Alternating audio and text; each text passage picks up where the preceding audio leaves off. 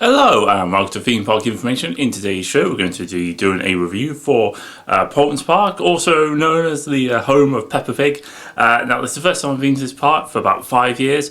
I really enjoyed my last visit, and safe to say I also really enjoyed my most recent visit as well. The park just has so many good positive attributes to it, so don't forget to like, comment and subscribe for more content, but let's get into the positives. So thing one, atmosphere, ambience, sort of just general vibes at this park are just so good. Just like a really nice, calm, relaxing, sort of just really sort of nice, welcoming sort of atmosphere. Just so nice to walk around. There's lots of nice shade, lots of greenery. There's just lots of obviously really modern and fairly newly installed areas and lands and rides, and it just makes everything seem really fresh, really new, really clean, really tidy. I think this park also has some really good staff as well, lots of good interactions, and I think that vibe mostly goes over to the people visiting the park as well. I seem to have quite a lot of really good interactions while there. And as I say, the thing as well with this park is it's continually improving. They've obviously just opened up a brand new land with their new coaster as well. The first ride in the park, which goes upside down. Personally, I thought the ride was pretty good in the back row, a little bit too bumpy in the front row, which I think is a common sort of viewpoint of it, but it looks really good off ride. It is somewhat smooth in the back. It has quite good theming. Lovely sort of indoor sort of little section as well.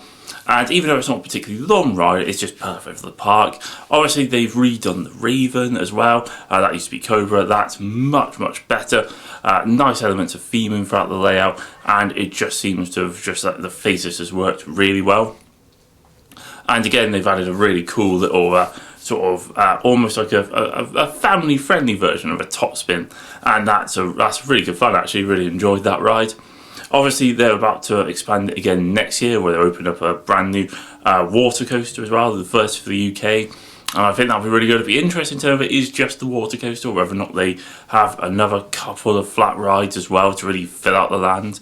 And admittedly, I think that will actually look really good. Admittedly, it's probably going to be more needed given the temperatures in the UK over the last few weeks. But yeah, a good addition. I still feel that they should go down the wooden roller coaster route.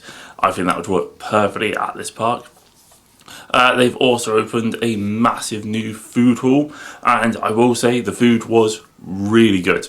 Only sort of criticism I really have for it, and actually it's a criticism for Paulton's as a whole, is it did close early. It closed at about 4:30, and the park itself closed at 5:30. And I appreciate some of the smaller sections or areas closing before it, but it's like a major building and food hub. So I was a bit surprised by that.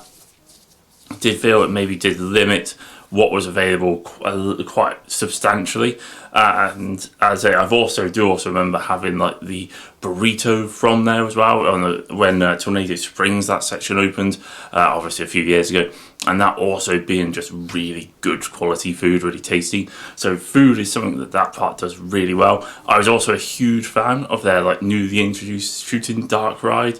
That was a lot of fun. Went on that quite a few times.